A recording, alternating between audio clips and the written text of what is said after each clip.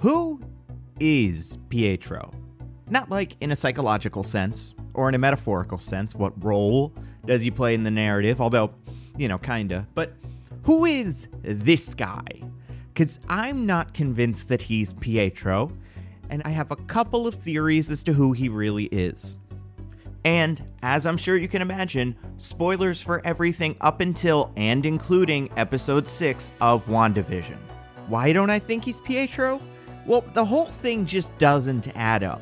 He's probably not MCU Pietro, the one we remember from Avengers Age of Ultron, because he doesn't remember Vision, and he doesn't look like him. And we learned in episode 6 that this Pietro doesn't share some memories with Wanda.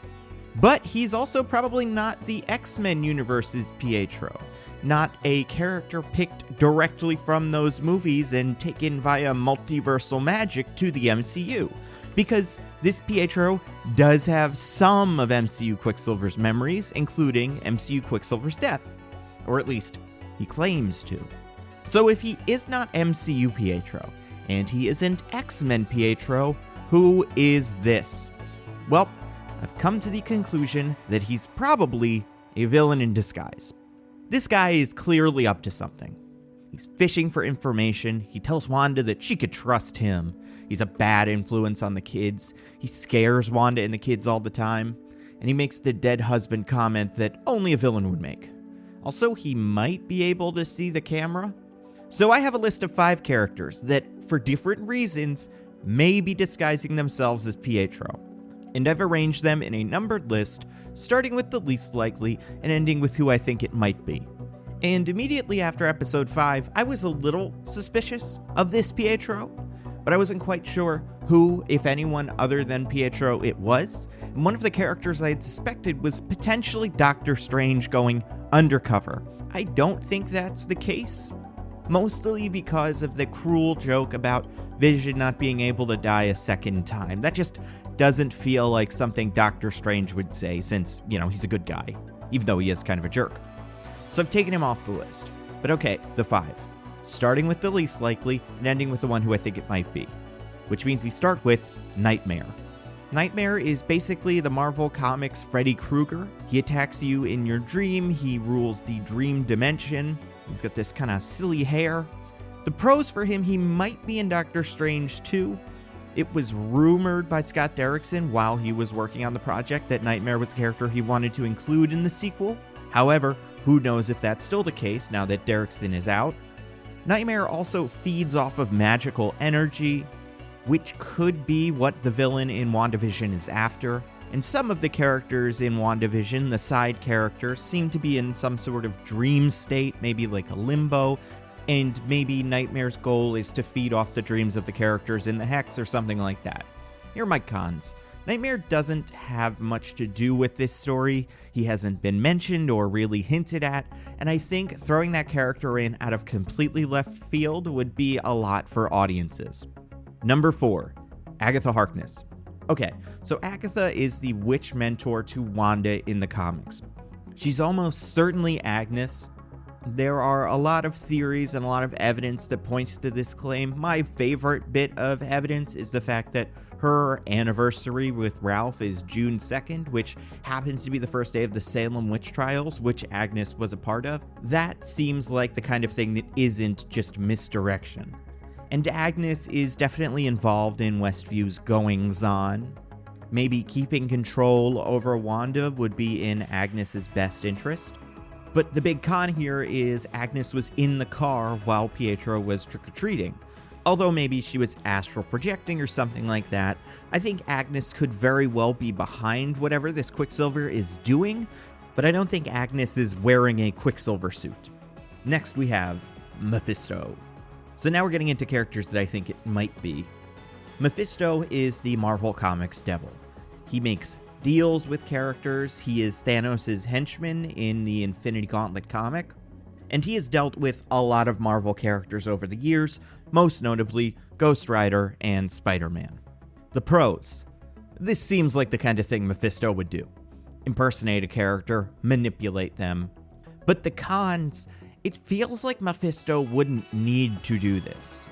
especially since if Mephisto is involved in the story, he probably helped create the hex.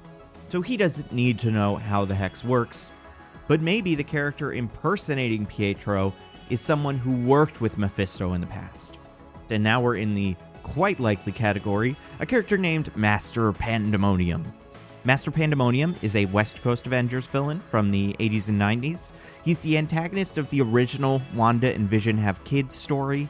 He is working for the devil. He loses an arm and makes a deal with Mephisto to get the arm back, but what Mephisto does is takes all of this character's limbs away and replaces them with demonic limbs, and then puts Master Pandemonium on a quest to find the 5 pieces of Master Pandemonium's soul. What he learns eventually is those were actually 5 pieces of Mephisto's soul that Master Pandemonium was trying to collect, and 2 of those pieces were Wanda's twins. So the pros for Master Pandemonium: he is a sorcerer, so he's definitely capable of doing this. He is also, before he becomes a supervillain, an actor, so he already has the skill set of playing a role. I would say it's a pro that in the comics he worked with Mephisto to recover the kids' souls. That could very well be the villain's endgame in Wandavision. There's even that line where Pietro says, "Unleash hell, demon spawn," which is an allusion to the fact that in the comics the kids were actually demon spawn. But the cons. Master Pandemonium is sort of a weird character. He's not a big player, but he also, unlike Mephisto, who hasn't necessarily been mentioned yet, isn't as easy to explain. So much like Nightmare, it kind of feels like a stretch for the show to introduce a character like that with only 3 episodes left. However, I could see his backstory getting rolled into that of another character, the character who I believe is the most likely candidate for the person impersonating Pietro, Nicholas Scratch. So Nicholas Scratch is the son of Agatha Harkness. He is a general antagonist among magic users. He's the mayor of a town named New Salem, which is essentially the magic town, which was started by Agatha Harkness, but she left and he took over. He's made several other attempts to create new homes, including in a Hellcat comic, taking over the town of Centerville as Mayor Nicholas, and he actually turned the town into an amusement park, which lines up pretty nicely with the end of episode 6 of WandaVision. Here's my pros for Nicholas Scratch. He has kind of been mentioned. Agnes's rabbit in episode 2 of WandaVision was named Senor Scratchy, which could just be an Easter egg to the fact that if she is Agatha Harkness, she had a son named Nicholas Scratch. But maybe that's just the show getting the audience ready for a character with a similar name. It would explain Agnes's days, since maybe he is working against Agnes and not with her.